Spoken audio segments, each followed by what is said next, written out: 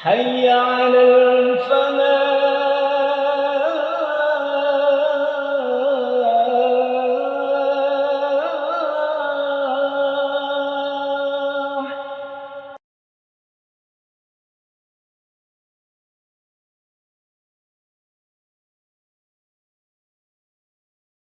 Assalamualaikum warahmatullahi wabarakatuh.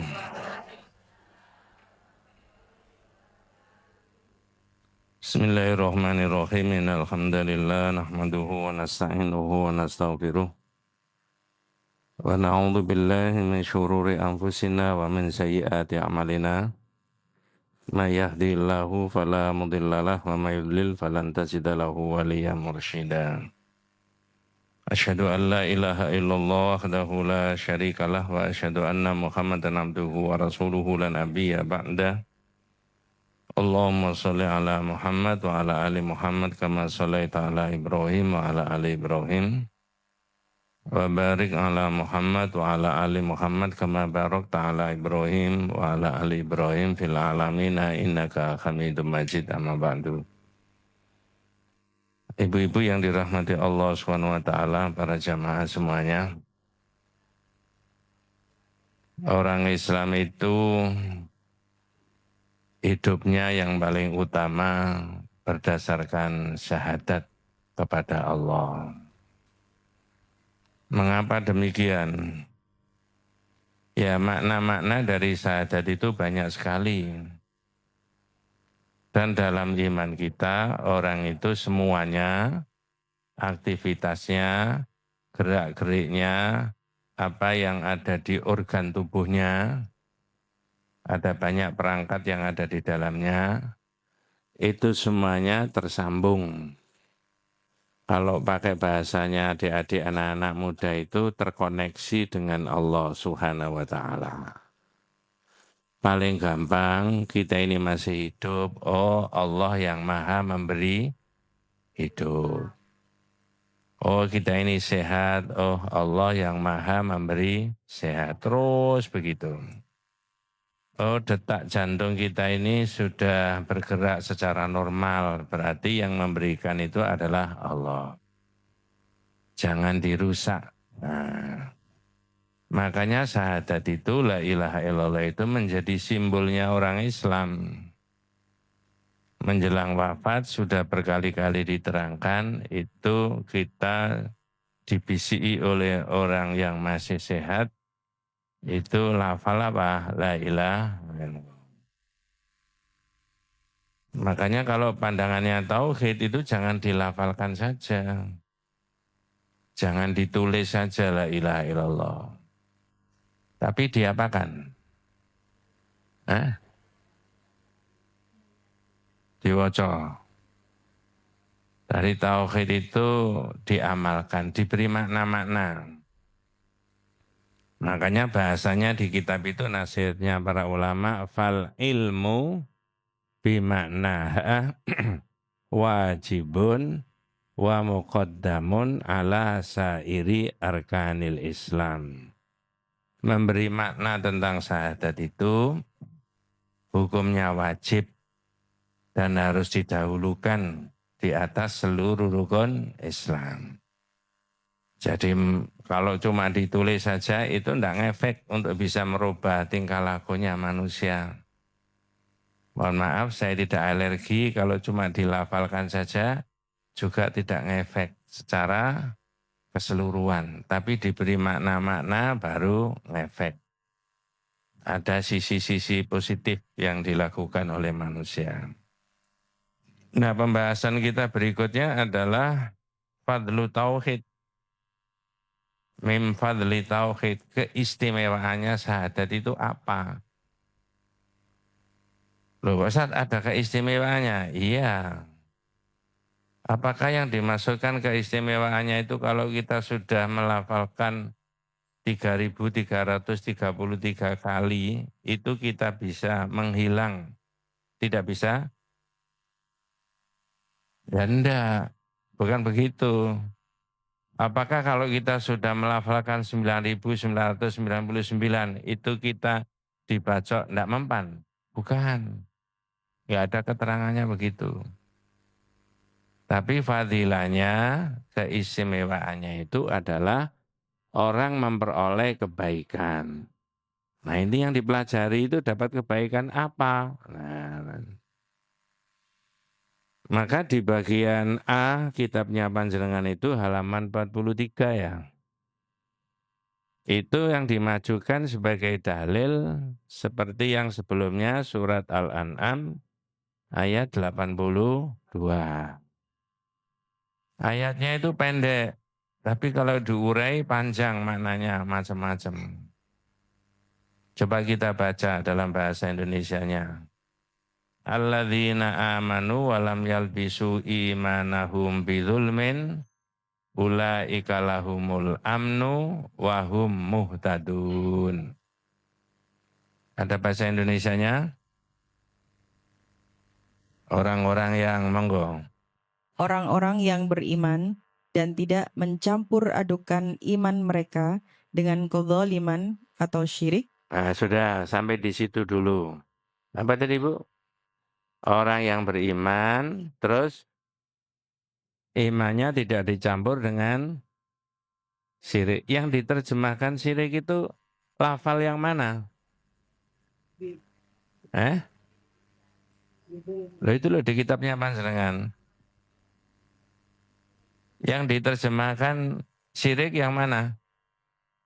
Kalau saya baca ayatnya, ini kan sudah fasih semuanya. Alladzina amanu walam yalbisu imanahum bidzulmin. Yang diterjemahkan syirik itu apa? Bidzulmin. Zalim kok bisa dimaknani syirik? Nah, zalim itu ada 3 macam. Berapa Bu? 1, orang menzalimi diri sendiri. Apa ada orang menzalimi diri sendiri? Ada. Punya waktu, punya sehat, punya duit, punya jabatan, tidak dipakai untuk kebaikan, tapi justru dipakai untuk kemaksiatan. Yang dizalimi bukan orang lain, tapi siapa? Nah, jadi orang yang menyalahgunakan jabatan, menyalahgunakan sehatnya, menyalahgunakan waktunya untuk yang tidak baik, dalam bahasa agama untuk kemaksiatan, itu baliknya bukan ke orang lain. Untuk diri sendiri, namanya menzalimi siapa? 2, orang menzalimi orang lain. Zalim itu apa sih Bu? Oh, zalim sampean itu. Nah, ya wis terserah saja. Itu tadi benar juga. Menempatkan sesuatu wad'u syai' laisa fi mahallihi, tidak pada tempatnya. Haknya orang nggak diberikan. Orang sudah bekerja sekian ya, lalu nggak digaji. Itu menzalimi orang lain. Seorang A mestinya sudah waktunya pindah naik pangkat ini, tapi karena nggak disenangi, nggak dinaik-naikkan. Justru yang tidak punya hak dinaikkan. Itu menzalimi orang lain. Ya, sayup-sayup kita pernah terdengar begitu. Nah ini yang dibahas ini a'adhamu dzulm. Apa tadi yang saya omongkan terakhir? A'adhamu dzulm. Zalim yang paling besar. Zalim yang paling bukan menzalimi diri sendiri, bukan menzalimi orang lain, tapi menzalimi siapa? Maka zalim disebut apa? Syirik. Seperti yang ada di dalam Al-Quran. Inna syirka, ayo teruskan, la dzulmun adzim. Sesungguhnya syirik itu adalah kedzaliman yang sangat besar. Yang dizalimi siapa? Coba tak cek. Jenengan pernah mendengar ada Pak Ustadz, Pak Kiai di mana-mana berceramah, Allah itu punya hak. Kalau haknya Allah, kewajibannya. Kalau haknya Allah, kewajibannya manusia. Betul ya? Yang mewajibkan manusia Allah. Sekarang dibalik. Kalau haknya manusia, kewajibannya yang mewajibkan Allah sendiri. Kalau pakai bahasa sederhana, hai manusia, kewajiban sampean itu kepada saya, berikan ke saya. Itu hak saya. Nah, kata Allah. Nanti kalau kamu itu bisa mengembalikan hak saya kepada saya mewajibkan diri saya sendiri, zat saya sendiri, untuk memberikan haknya kepada manusia semua. Nah sekarang pertanyaannya, haknya Allah itu apa yang merupakan kewajiban manusia?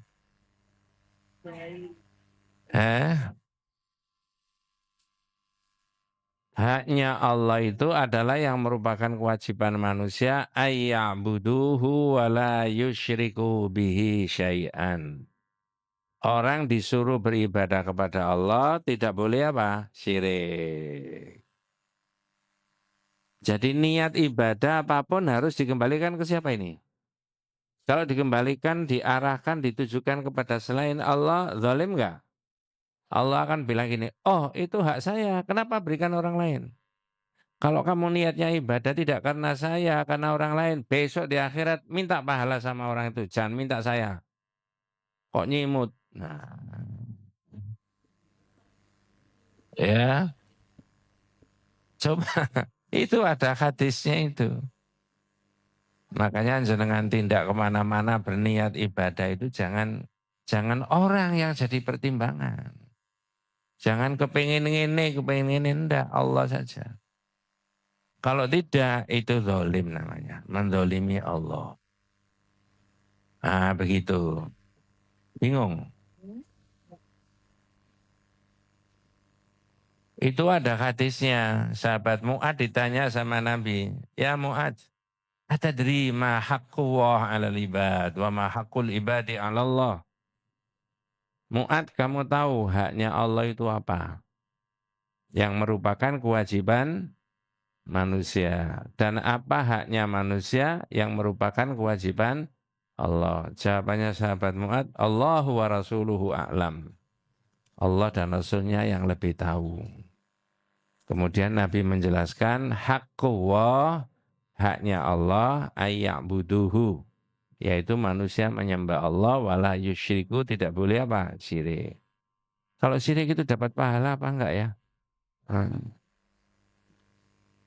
Di situ. Wes balik ke ayatnya tadi. Alladzina amanu wa lam yalbisu imanahum bidzulmin. Orang yang beriman dan tidak mencampurkan iman mereka dengan kedzaliman, ai bisyirkin, dengan syirik, mau dapat apa? Monggo. Mereka itulah orang-orang yang mendapat keamanan, dan mereka itu adalah orang-orang yang mendapat petunjuk. Ya, sahabat saja rada bingung. Tadi di awal-awal jenengan bingung apa enggak ya? Halo? Enggak. Oh, berarti hebat sampean sampai sahabat. Oh iya. Orang sahabat aja bingung kok sampean enggak bingung. Berarti hebat siapa tuh? Coba saya melihat itu berikutnya itu. An Abdillah bin Mas'ud qala lamma nuzilat hadhil ayatu, ketika ayat itu diturunkan, syaqqa dzalika 'alal muslimin, para sahabat itu bingung. Coba Mbak lihat dibaca. Abdullah bin Mas'ud meriwayatkan, monggo. Abdullah bin Mas'ud meriwayatkan, ketika ayat ini turun, Ya, banyak umat Islam yang merasa sedih dan berat. ya bingung. Cuma bahasa saya tadi bingung. Di sini sedih dan berat. Oh ini sampai ini kayak gak bingung blas. Hah? Hebat kan?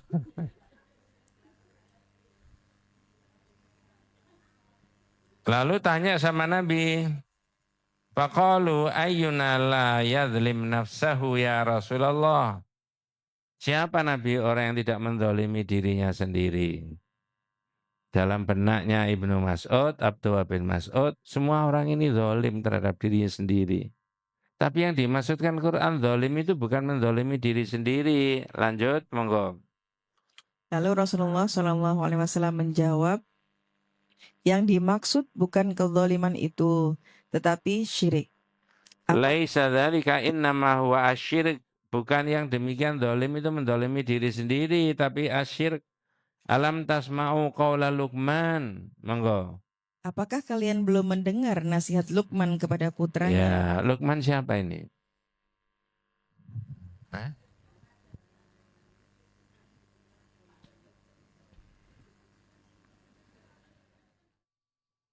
Kata Luqman yang ada di dalam Al-Quran memberi nasihat kepada anaknya, ya bunayya la tusyrik billah inna syirka la dzulmun adzim. Hafal semuanya. Inilah sebenarnya kalau kita ini mau jujur mendidik anak-anak itu dimulai dari pendidikan tauhid, Bu. Halo? Dimulai dari apa? Gimana Pak Ustaz caranya? Wong emak ae gak mudeng. Ya banyak, tidak hanya itu, tidak harus membaca kitab. Sarapan dulu, bismillah, minta tolong sama Allah. Tauhid nggak di situ? Nah, gitu loh. Ini Allah yang memberi rezeki, banyak orang itu kerja koyok ayah tapi tidak seperti rezekinya koyok ayah. Itu kalau rezekinya lebih dari yang lain. Kalau sama atau di bawahnya, wis bersyukur ya. Mudah-mudahan besok kamu diberi lebih baik dari yang sekarang ini. Begitu ya. Ah, itu memang pendidikan yang utama itu syirik dulu. Sorry, tauhid dulu. Saya tadi ngomong apa? Maksud saya pendidikan syirik dan tauhid. Ah,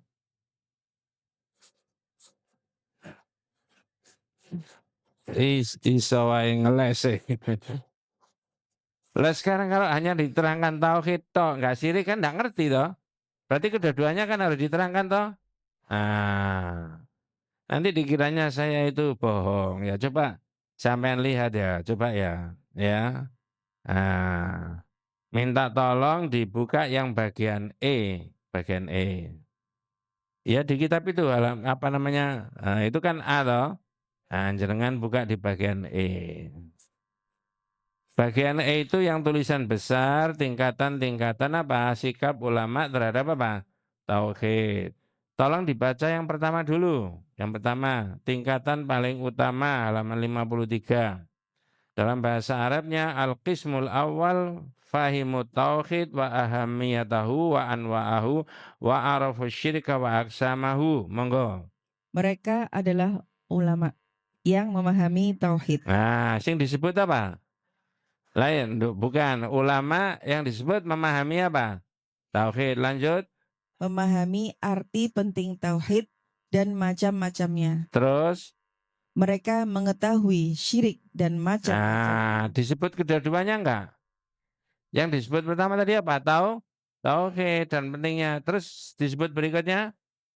Nah, tadi itu saya baru tak sebut syirik dulu.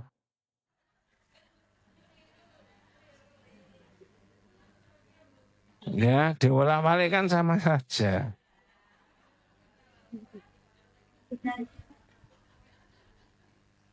Saya ulangi. Jadi, pendidikan itu menurut surat Luqman ini untuk anak cucu kita yang utama dan pertama adalah tauhid. Dan bukan diajari syirik, diterangkan macam-macamnya. Bingung? Ya. Iso ngeles itu. Fahadha, ini Bu ya. Fahadha, fahadhihi al-ayatu basyirul mu'minin al-muwahhidin alladzina lam yulbisu imanahum bisyirkin. Monggo. Ayat Ya. ini memberi kabar gembira kepada orang-orang yang beriman yang mengesahkan Allah. Nah, orang beriman yang mengisahkan Allah. Coba saya cek lagi. Apakah sama antara orang yang menyembah Allah dengan orang yang mengisahkan Allah? Menyembah Allah dengan mengisahkan Allah. Sama apa tidak? Sama. Sama. Halo? Nah, kalau sama tak terangkan begini. Tak apa? diurai pertanyaannya begini, apakah kalau orang sudah menyembah Allah, itu jaminan bahwa dia menyembah Allah satu-satunya? Iya.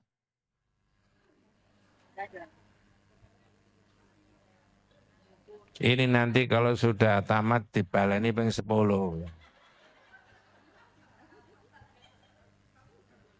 Mudeng-mudeng. Saya ulangi, apakah orang yang menyembah Allah dengan mentauhidkan Allah itu sama? Kalau terserah, jawabannya GC, gak jelas.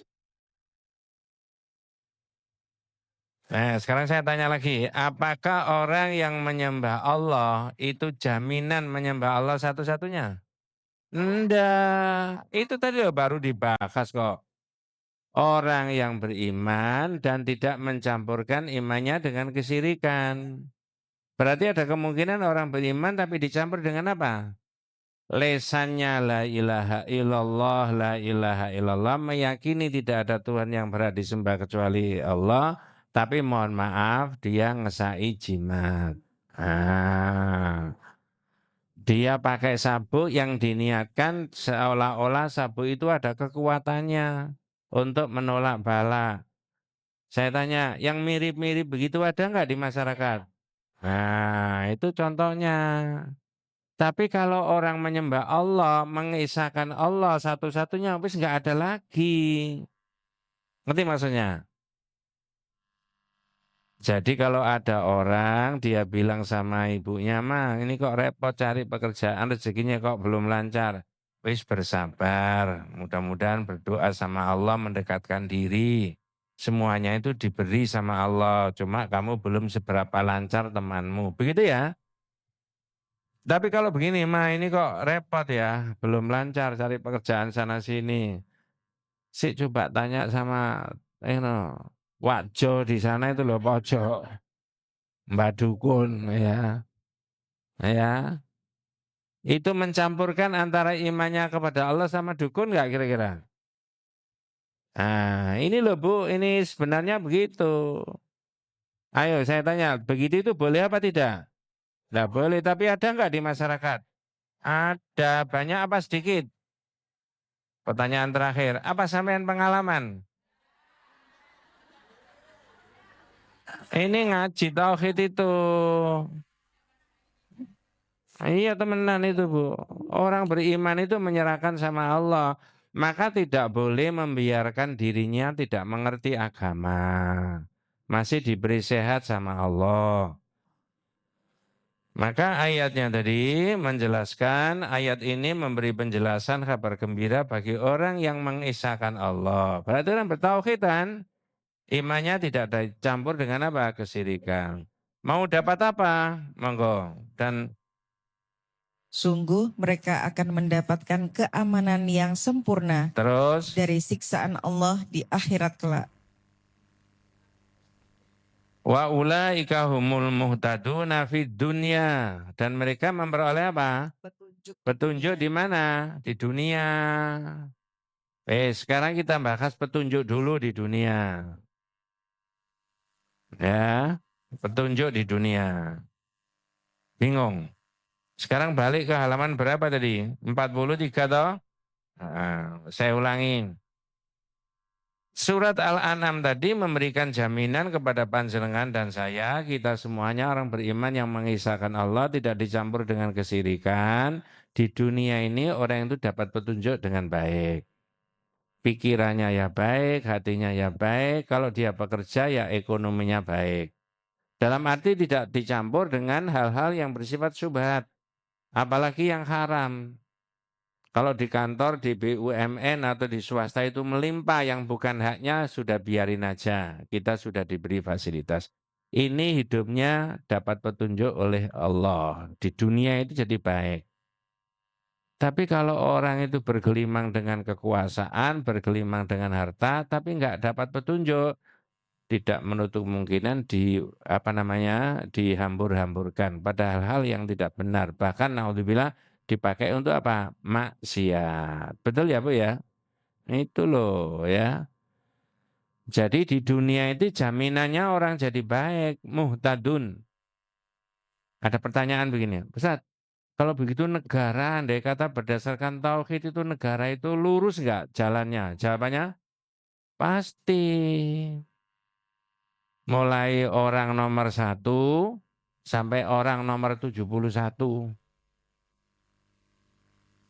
Siapa orang nomor 71? Nggak tahu, uang itu karangan saya sendiri. Itu semuanya pikirannya tauhid. Ya, Bu, andai kata saya itu jadi presiden dan presiden itu jadi saya dan itu tidak mungkin.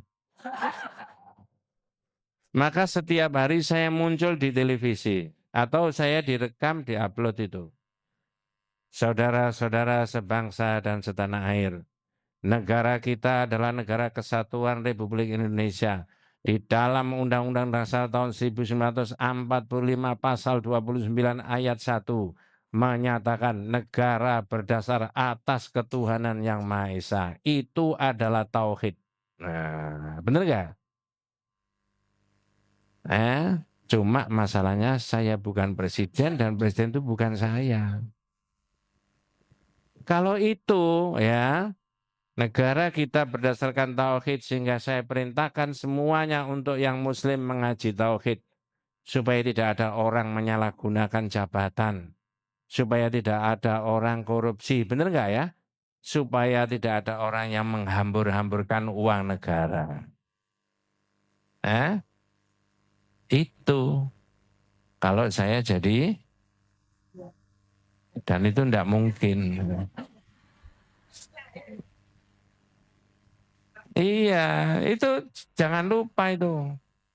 Pasal-pasal yang seperti begitu, ayat-ayat seperti begitu, itu apa namanya kontribusinya umat Islam yang besar sekali waktu pendirian negara tahun 1945 itu.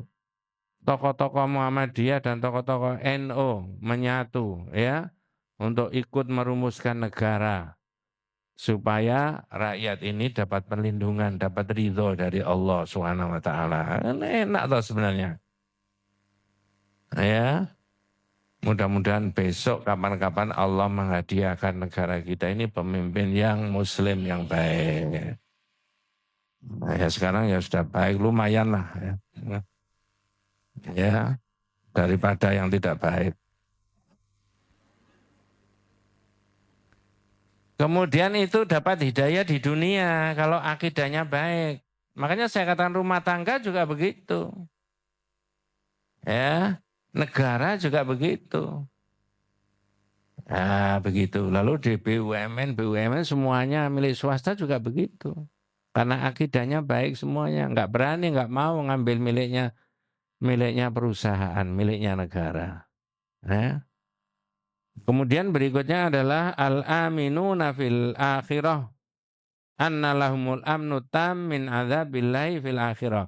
Kalau akidahnya baik, tauhidnya baik, tidak dicampurkan dengan kesyirikan, orang itu wafat, aman nggak di akhirat? Aman? Dari mana? Aman dari mana? Di akhirat. Aman dari apa? Siksanya Allah. Itu maksudnya di situ. Ustaz, kalau misalkan ada orang wafat, ada dosa-dosa sedikit yang belum ditobati, enggak apa-apa. Kalau bisa ya ditobati. Andai kata, ngerti maksud saya? Seandainya ada orang wafat tapi masih ada satu dua dosa yang belum ditobati, tapi akidahnya baik, nggak pernah syirik, itu dihapus yang lain-lain tadi. Iya, saya ini masih punya 2 video saya itu ya. Saya share ke jamaah-jamaah, tapi tidak kesampaian. Ya. Enggak, yang wafat itu bukan jamaah sini masalahnya. Ada jamaah saya, ya, namanya Bu Sani wafat. Ini jamaah rajin ngaji, tetangga saya. Kebetulan saya ikut mensolati, ikut mengantarkan jenazahnya, lalu dimakamkan itu saya disuruh memimpin doa di makam. Nah, kemudian saya minta ada video. Tolong Mas di video, nanti tak share ke grupnya Ibu. Nah, panjenengan kan enggak termasuk grupnya situ. Untuk apa di share ke sini? Ya. Itu saya terangkan kayak ini. Ini orang wafat, jamaah ngaji, zahirnya. Kita kan melihat zahirnya, tak?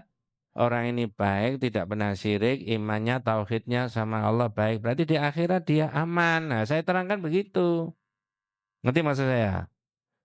Perkara ada salah satu daripada dosa-dosa yang mungkin belum diampuni, itu dikembalikan kepada Allah, dimohonkan oleh kita semuanya. Dua orang, yang satu Pak Bambang, wafat. Itu loh nikmatnya jadi orang iman itu.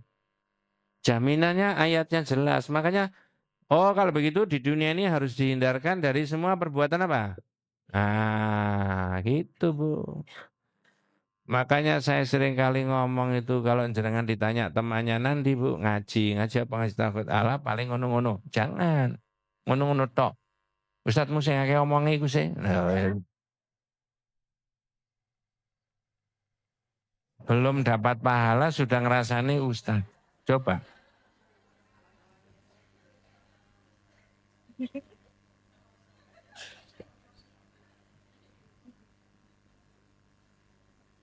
Yang B kemudian sekarang. Nah, inilah nikmatnya orang ngaji itu Bu ya.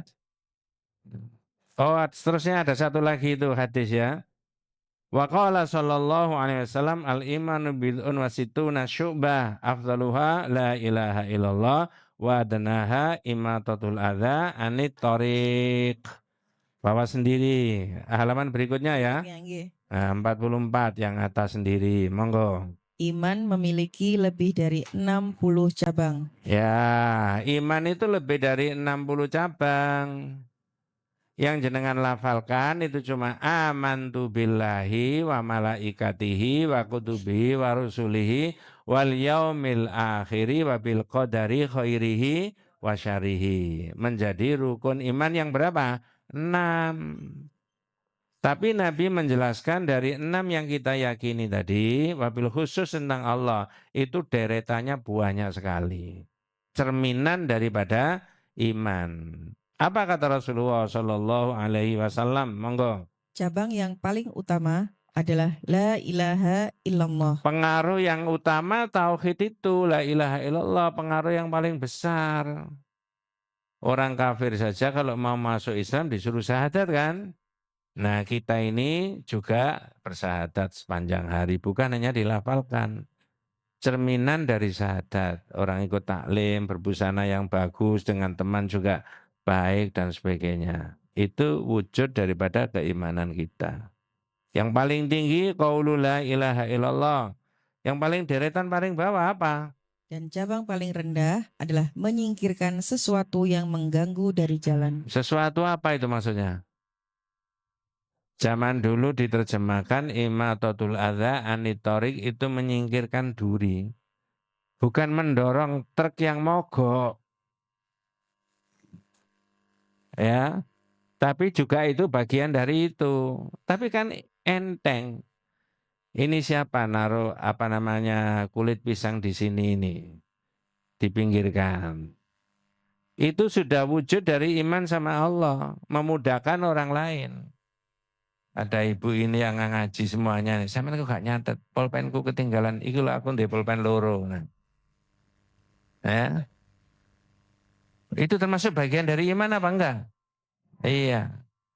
Ditoleh temannya kok enggak. Saya kok nyatet. Males. Ya. Banyak sekali Bu. Jenengan bertetangga di masyarakat, di jalan raya. Itu kalau ada iman dan diamalkan, enak. Orang enggak kontok-kontokan.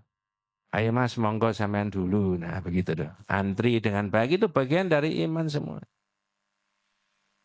Ini kalau tidak Rasulullah nggak bisa. Oh, kalau begitu setiap gerakan dan tindakan umat Islam itu tercermin karena imannya tadi. Jawabannya? Halo? Iya. Semua tindakan perbuatan umat Islam itu adalah merupakan cerminan dari apa? Iman. Ya.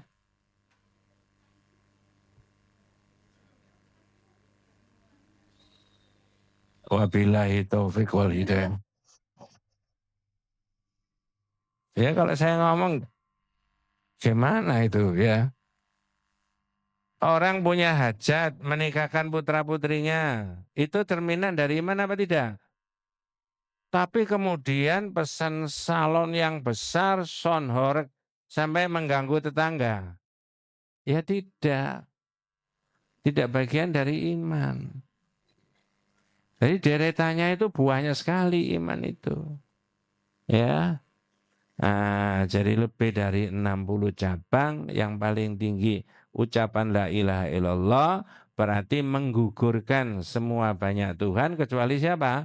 Allah. Dan yang paling rendah, paling gampang menyingkirkan apa? Duri, gangguan di jalan. Paling gampang zaman dulu di pondok-pondok itu menyingkirkan duri atau apa saja yang kecil-kecil. Nah ya sembarang wis terserah sakarpe sampean. B nomor 2, tauhid yusabbibu sa'ada wa yukafiru dzunuba. Tauhid adalah mengantar kebahagiaan dan bisa melebur apa? Dosa. Naudzubillah min dzalik, bukan karena saya, Bu ya. Mekai. Di depan kan masih bisa tuh sini. Halo Ustaz.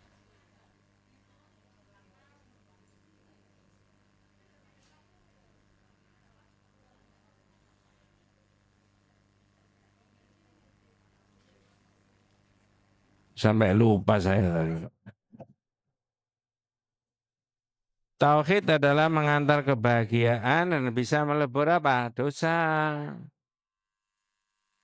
Ya. Oh, kalau begitu tauhid itu hal yang paling prinsip. Iya, wa a'dhamu ma amarallahu bihi huwa at-tauhid. At-tauhid wa huwa ifradullahi bil ibadati. Sebesar-besar yang diperintah Allah itu bertauhid karena menyangkut Allah langsung.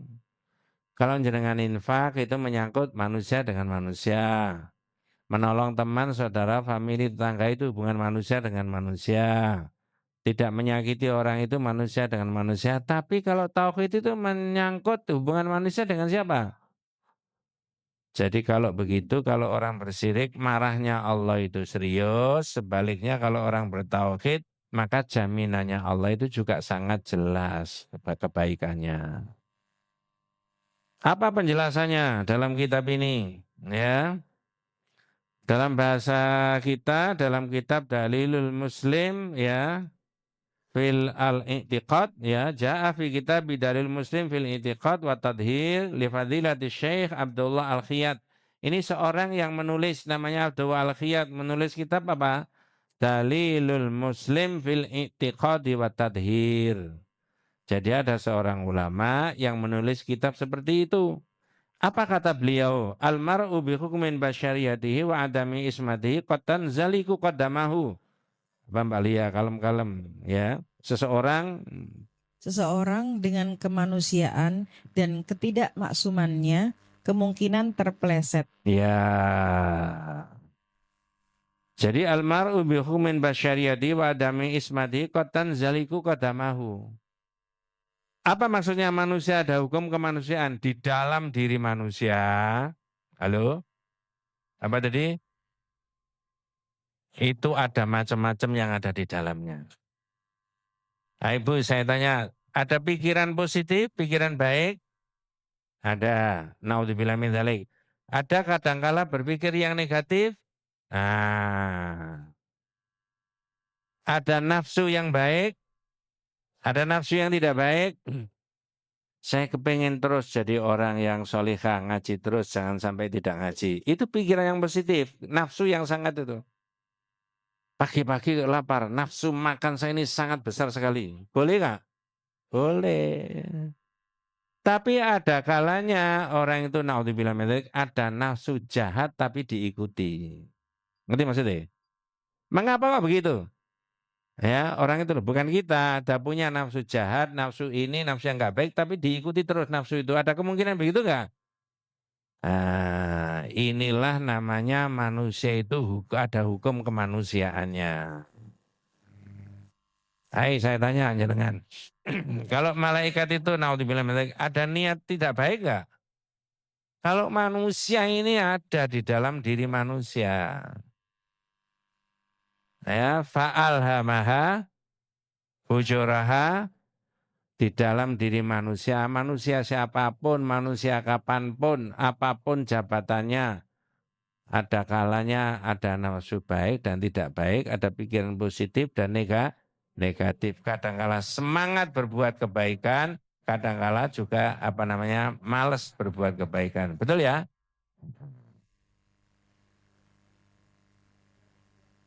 Dengan itu sekali tempo kalau sholat itu semangat luar biasa, bener gak? Kadang males, munafik ya, munafik. Orang munafik itu idza qamu ila sholati qamu kusala yuraunan nasa.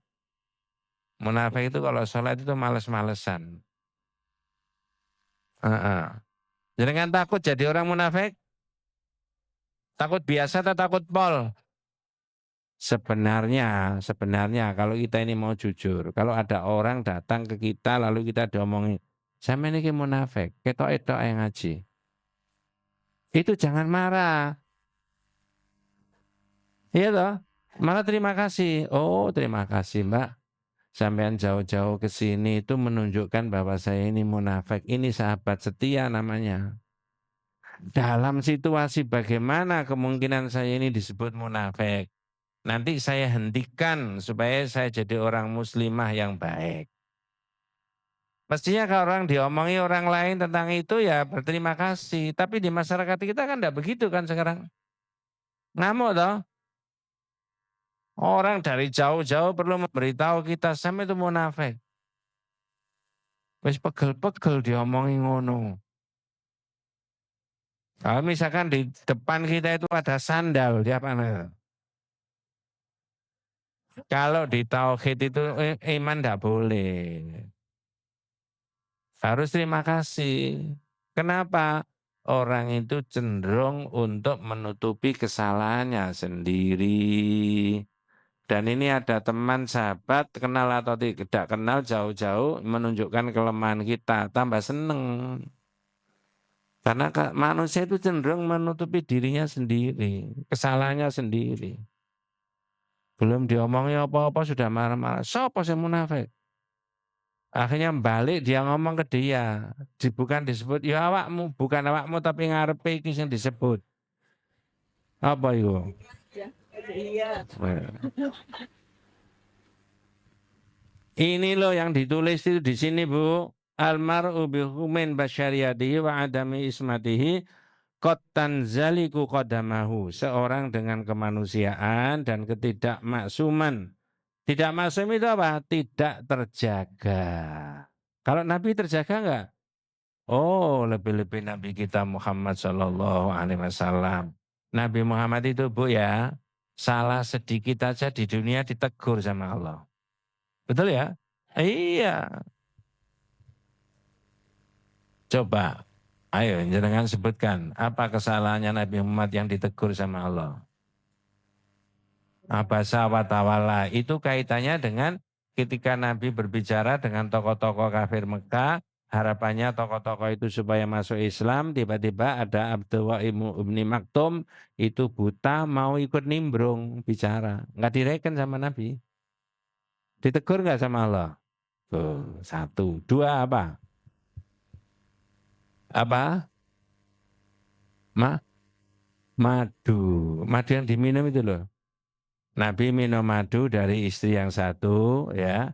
Kemudian mohon maaf pindah ke yang lain. Istri yang kedua ini marah-marah, cemburu. Karena di yang pertama ini diservis dengan dikasih madu. Yang kedua marah-marah. Ya, terus Nabi bilang ya sudah kalau begitu madu itu tak haramkan. Padahal ditegur nggak sama Allah? Gimana tegurannya? Ya ayyuhan nabiyyu wahai nabi, lima tuharrimu ma akhallallahu laka. Kenapa kamu mengharamkan apa yang dihalalkan Allah buat kamu? Tabtaghi mardhata azwajika, semata-mata mencari ridho istrimu.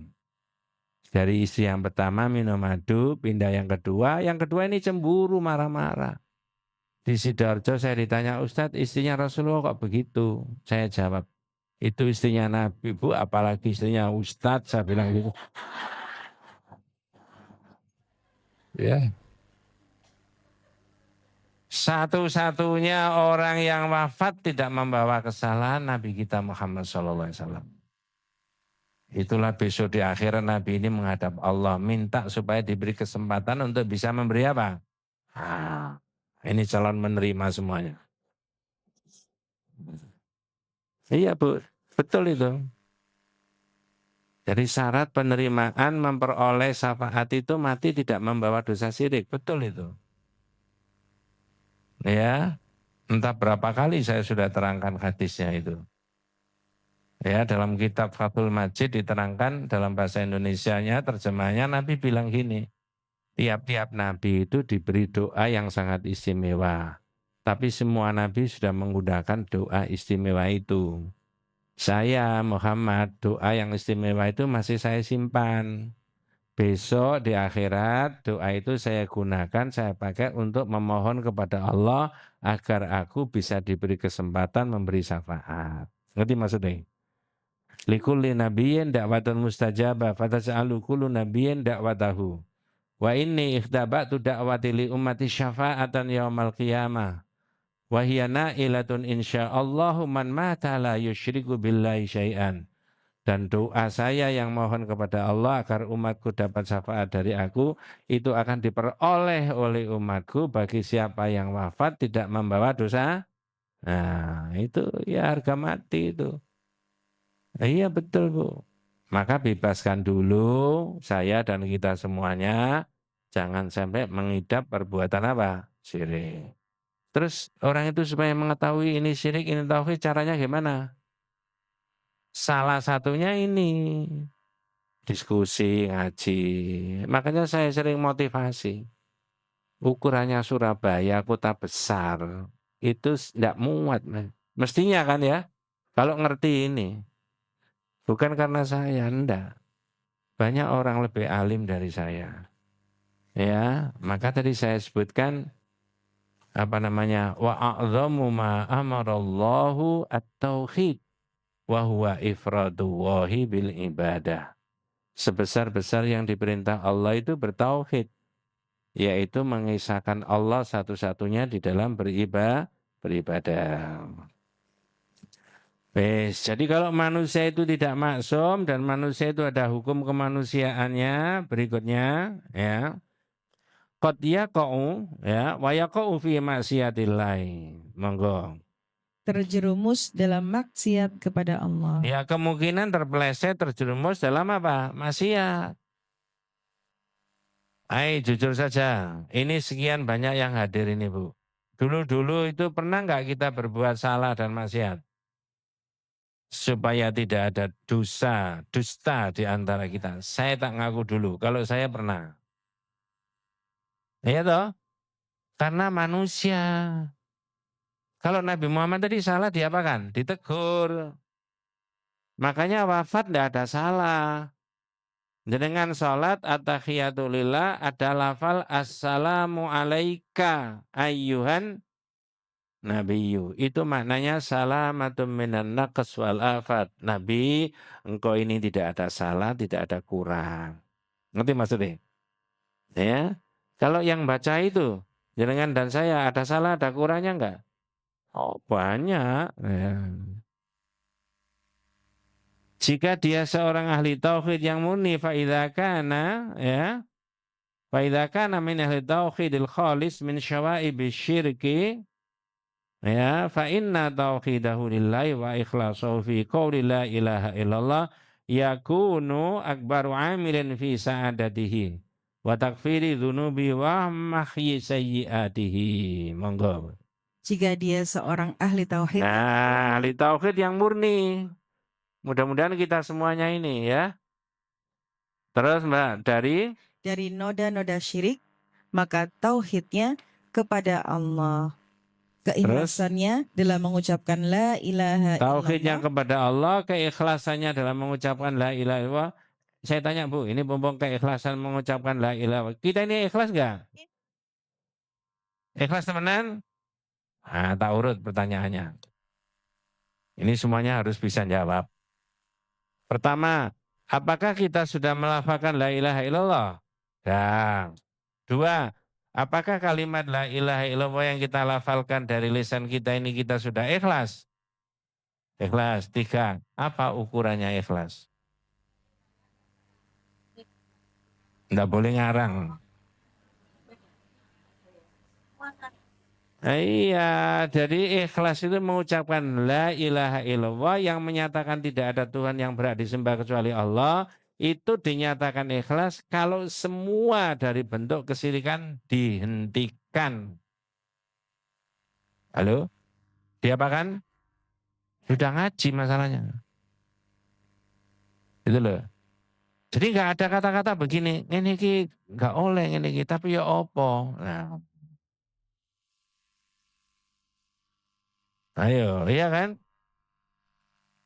Maka dalam kitab yang lain diterangkan i'lam arsyadakallahu li ta'atihi. Arsyadakallahu, ketahuilah atau semoga Anda berilmu, semoga Anda mendapat arus dari Allah. Apa arsyadakallah itu?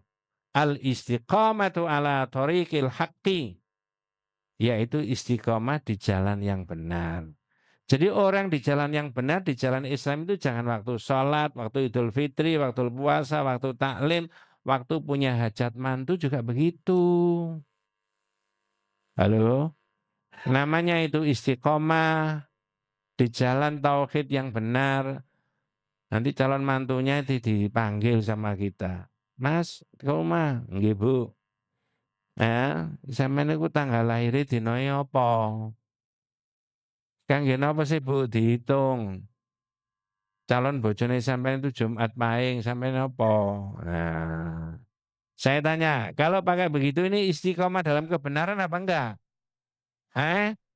Tapi ada enggak orangnya ikut ngaji? Kamu tuh apa ngaji tauhid? Iya toh? Nah, di situ loh ya. Saya boleh cerita setengah menit. Di majelis taklim yang lain saya ditanya, Ustadz, famili saya itu mau pindah rumah. Oh, alhamdulillah, barakallah. Mau tanya Ustadz, nggih Bu. Bukan harinya Bu. Jangan disi saya. Iya, tanya saya, betul itu. Membawa tanah boleh nggak usah? Oh boleh, kayak nguruk, saya bilang gitu.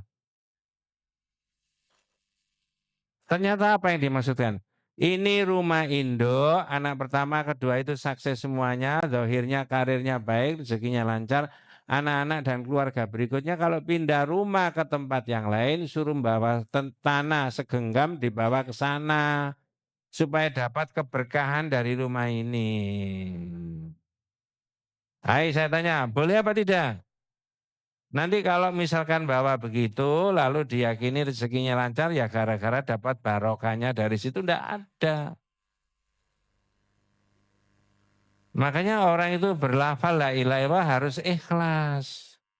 Ikhlasnya bagaimana Pak Ustadz? Ya itu tadi, segala hal yang diketahui bahwa itu salah dan itu keliru, dan itu melanggar akidah, melanggar tauhid, dihentikan. Betul Bu ya?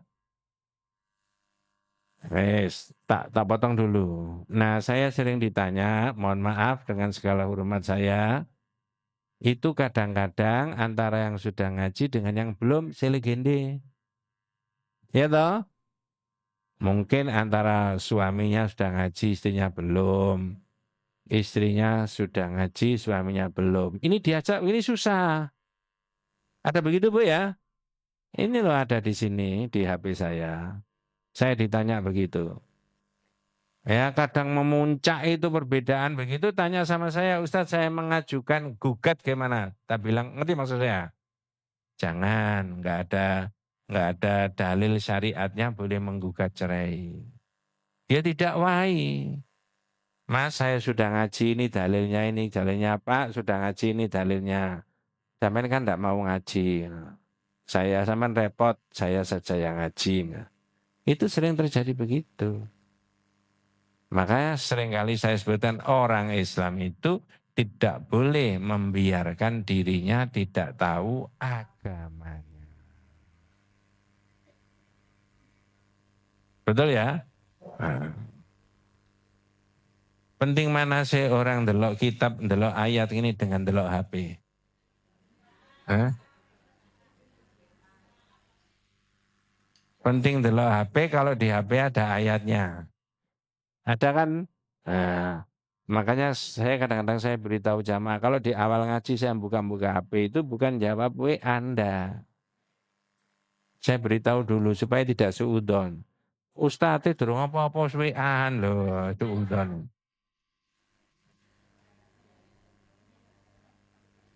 Jika dia seorang ahli tauhid yang murni dari noda-noda syirik, maka tauhidnya kepada Allah, keikhlasannya dalam mengucapkan la ilaha illallah menjadi faktor utama bagi kebahagiaannya. Ya betul ya? Dan menjadi penyebab bagi penghapusan dosa-dosanya dan kesalahannya. Jadi yang harus diutamakan dulu berarti apanya? Tauhidannya. Makanya saya selalu menganjurkan, berapa sih harganya buku ini kan enggak mahal kan. Iya toh? Jangan beli pulsa 50, 60, 1 bulan habis. Betul Bu ya? Tapi kalau beli ini berpuluh-puluh tahun masih ada. Bahkan orang yang tidak ada kitabnya masih ada. Itu loh pentingnya. Kalau udah niat ngaji begitu. Saya repot Ustaz, tidak bisa baca, males misalkan begitu. Karena orang lain-lain kan, tidak apa-apa. Ngaji di sini itu bawa kitab boleh, tidak ya nggak apa-apa. Jangan begitu. Sendan itu loh boleh.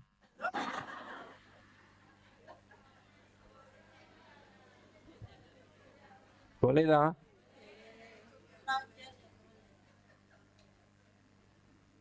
Apa dalilnya? Monggo man syahida alla ilaha illallah wahdahu la syarikalah wa anna Muhammadan abduhu wa rasuluhu wa anna Isa abduhu wa rasuluhu wa kalimatuhu alqaha ila Maryam wa ruhun minhu wal jannatu haqqun wan naru haqqun adkhalahu wahul jannata ala ma kana minal amal. Monggo Mbak. Barang siapa bersaksi bahwa tidak ada Tuhan yang berhak disembah selain Allah semata, Nah itu kita sudah begitu, syahidah alla ilaha illallah. Tapi bersahadat saja tidak cukup. Dilanjut dengan apa? tiada sekutu baginya. La syarikalah. Kalau sudah syahadat tidak boleh apa? Ada syirik. Dalam berbagai macam bentuknya itu tadi. Lanjut. Dan Muhammad adalah hamba dan utusannya. Wa anna Muhammadan abduhu wa rasuluhu. Bu, halo? Ya. Gelarnya Nabi Muhammad seringkali menyebut tentang dirinya Ana Muhammad Abdullah wa Rasuluhu. Abdullah wa Rasuluhu. Berarti sebutan yang tepat untuk Nabi itu adalah sebagai hamba Allah, sebagai Rasul. Abdullah wa Rasuluhu. Abdullah maksudnya apa? Hamba Allah. Kebetulan juga bapaknya Nabi namanya Abdullah. Makanya kalau jenengan baca riwayatnya Nabi itu ya sejarahnya. Misalkan umur 12, 13, 15 ya. Itu main-main sama temannya. Ada orang yang belum kenal. Iku sapa iku Muhammad. Anaknya sapa? Dola. Bapaknya kan Dola loh. Itu kalau omongan Jawa gitu loh maksudnya. Sapa iku arek iku? Muhammad. Anaknya sapa? Dola. Bapaknya sudah meninggal. Oh arek itu apike jujur bener. Arek iku lembek wong sopan ini. Tapi terus berkembang sampai 30, usianya 31, 40, dapat wahyu, menerima wahyu, mendakwahkan tauhid, ini sudah beda orang-orang kafir itu. Kok boleh kayak ngono? Nah, ngerti maksudnya? Ini nggak boleh nyembah ini, nggak boleh nyembah ini, nggak boleh menyembah ini, nggak boleh. Nah ini jenengan yang bertahun-tahun sudah ngaji, dibawa pulang ilmu itu, tidak menutup kemungkinan di rumah juga berbeda kan? Tapi jangan emosi, terangkan baik-baik. Ya, ini jalan keselamatan, orang harus begini-begini. Jadi bersahadat tentang Allah dan tidak boleh syirik. Yang kedua, wa anna Muhammadan abduhu wa rasuluhu. Nabi Muhammad hamba Allah dan apa? Rasul. Yang beda dengan kita apanya Nabi Muhammad itu?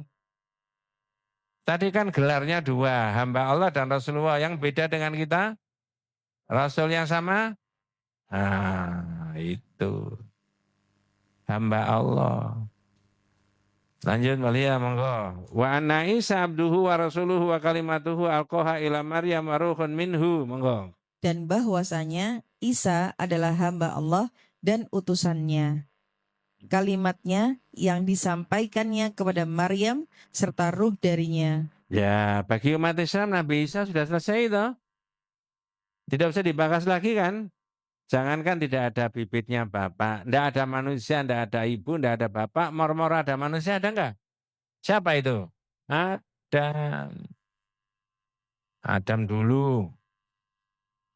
Baru Hawa itu ketika ada Adam. Satu-satunya manusia di dunia yang lahir tanpa ada bibitnya bapak adalah Al-Masih. Makanya di Quran Isa bin Maryam, Isa bin Maryam, Isa bin Maryam. Isa putranya Allah. Ini loh iman kita sudah selesai. Biar ada orang mengatakan macam-macam tentang Al-Masih, urusannya orang itu, kita nggak nyampuri, betul toh? Kalau tanya boleh dijelaskan? Boleh. Tuhanmu gimana? Kalau Tuhanku itu Tuhan yang tidak beranak. Tidak diberanakkan, tidak beranak dan tidak diberanakkan. Lam yalid wa lam yulad wa lam yakul lahu kufuwan ahad. Ya. Itu kan indah sekali, Islam itu enak. Ya. Ya. Kalau ada orang tanya ya dijelaskan, tapi tidak boleh mengolok-olok. Dan itu keistimewaannya Islam. Tuhannya orang Islam itu tidak bisa dilacak asal-usulnya, tidak bisa ditulis riwayat hidupnya. Betul ya? Terus ya monggo tentang Isa sudah selesai. Berikutnya. Dan bersaksi pula bahwa surga adalah benar adanya. Al-jannatu hakun, an-naru hakun. Jangan yakin nggak surga neraka itu ada? Bisa dilihat? Bisa di video? Bisa difoto? Tapi yakin nggak? Yakin melalui apa? Iman diterangkan di Quran dan kita itu yakin tentang Quran, diterangkan di hadis, kita itu percaya sama Nabi, maka kita iman. Tidak ada tempat ketiga di akhirat yang ada cuma surga dan neraka. Jadi kalau ada orang itu masuk ya di pintu surga, deretannya itu namanya nggak muncul, jenengku ndok kok ono ndok gini ya. Berarti di mana tempatnya? Nanti kalau ada orang tola-tole lihat namanya nggak ada di surga sampai jawab, mungkin ndok neraka kono be tempatnya. Oh nggak ada tempat lain, iya kan? Dan jenengan saya itu milih apa? Milihnya kapan? Lah milihnya lo kapan? Ya mulai zaman dulu bercapai-capai ibadah ini dalam rangka milih apa? Masya Allah, gitu loh. Ya, milih surga benar Bu. Al-jannatu hakun itu hanya iman saja. Ya, tetapi maksud saya dengan iman itu kemudian yang penting dampak positifnya di dunia ini harus baik. Jadi kalau orang itu korupsi, berzina, mencuri, minum khamr dan sebagainya, lalu dia ngomong beriman, itu bohong. Gak ngono mas orang beriman itu. Kalau sampai itu beriman surga dan neraka ada nggak begitu caranya. Bang sampean itu berbuat kemaksiatan, berzina, bang kami itu minum khamr, sampean itu bohong, sampean itu bawa asli, enggak KTP ini, nah. KTP lo ya, sampai di situ aja.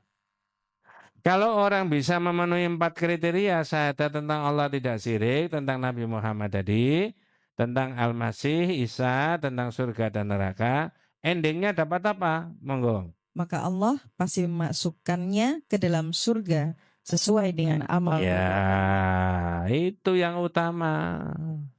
Adkhalahu wahul jannata ala ma kana minal amal. Orang itu akan dimasukkan surga berdasarkan amal. Amal yang mana? Amal yang didasarkan pada 4 tadi. tidak ada syirik, niatnya untuk mencari ridha Allah, surga, dan seterusnya. Dalam penjelasannya maksudnya segenap persaksian yang dilakukan oleh seseorang muslim sebagaimana terkandung dalam hadis di atas mewajibkan dirinya masuk surga. Pasti itu Bu, tidak boleh ragu. Ya, tempat segala kenikmatan. Nikmat nggak kira-kira di surga itu menurut iman kita? Milih surga kan? Ya, ke susu.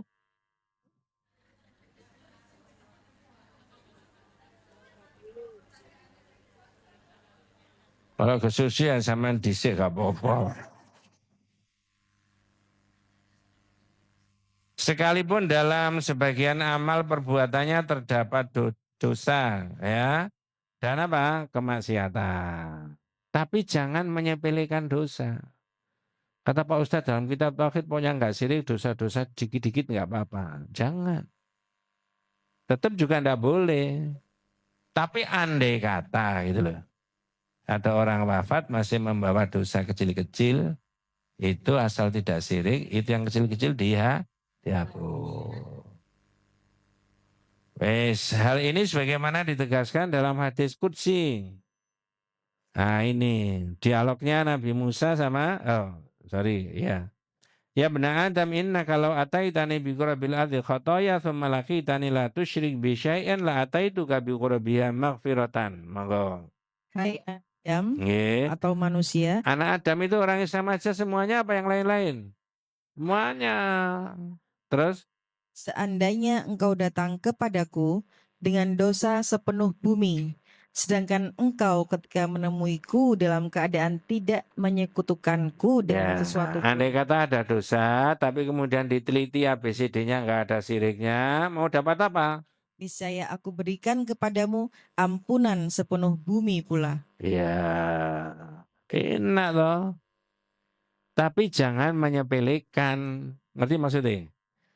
Cuma ini menekankan supaya akidah tauhid itu betul-betul dipegangi. Jangan sampai lepas dari kita.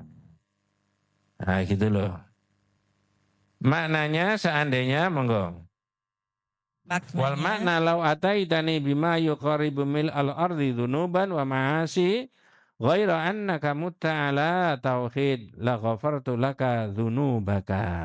Seandainya engkau datang kepadaku dengan dosa dan kemaksiatan yang banyaknya hampir sepenuh bumi, tetapi engkau meninggal dalam keadaan bertauhid, niscaya aku ampuni segala dosa-dosamu itu. Jadi itu Bu, jaminannya orang bertauhid itu begitu. Ya. Hadis yang lain man mata la yusyriku billahi syai'an dakhalal jannah wa man mata yusyriku billahi dakhalan nara. Monggo. Barang siapa meninggal dunia dalam keadaan tidak berbuat syirik kepada Allah sedikit pun, niscaya ia masuk surga. Terus? Dan barang siapa meninggal dunia dalam keadaan berbuat syirik kepada Allah, niscaya ia masuk neraka. Sekarang saya tanya. Halo, berdasarkan hadis tadi. Man mata la yusyriku billahi syai'an dakhalal jannah. Siapa yang mati tidak syirik, orang itu masuk surga. Wa man mata yusyriku billahi syai'an dakhalan nar. Masuk neraka kalau ada syirik. Pertanyaannya, berarti surga dan neraka itu jauh apa dekat? Surga dan neraka itu jauh apa dekat? Dekatnya seperti apa? Nah, ya ini tadi. Batasannya orang itu bertauhid apa bersyirik. Kan cuma itu aja. Iya toh? Ketika dia tauhidnya murni, ada dosa-dosa syirik dulu diampuni sama Allah, dia bertobat setobat-tobatnya, maka tidak usah khawatir. Nah begitu. Sebaliknya kalau banyak dosa syirik, maka tidak akan ada ampunan. Ketika dibawa sampai mati. Ya ini masalahnya kan bumbung sampean belum mati kan? Iya. Bukan sampean toh, kita semuanya kan? Maka salah satu waktu itu dimanfaatkan untuk taklim pengajian. Itu loh. Nah ini loh nikmatnya orang bertauhid itu. Sahabat kita banyak sekali. Nanti majelis taklim ini kumpul dengan majelis taklim ini, kumpul dengan majelis taklim ini. Kalau dikumpulkan semuanya tidak muat itu Mbak Lia, 2.000 orang lebih. Ya. Nanti mudah-mudahan bisa diundang semuanya. Saat Surabaya Raya. Ya enggak kemana-mana, di sini aja. Diundang di sini. Setuju enggak ya? Ya, jadi tablek akbar, majelis taklim atau tauhid. Wah. Muslimah. Ya. Sahabat kita itu sudah banyak. Mereka berbondong-bondong sangat amat menginginkan akhir hayatnya besok husnul khotimah, endingnya masuk surga. Wes, nanti kita lanjutkan berikutnya lagi. Mudah-mudahan Allah Subhanahu wa taala memberikan rahmat barakah hidayah kepada kita semuanya. Hadanallah wa iyyakum ajmain. Kita tutup dengan doa kafaratul majlis. Subhanakallahumma wa bihamdika asyhadu an la ilaha illa anta astaghfiruka wa atubu ilaik. Assalamualaikum warahmatullahi wabarakatuh.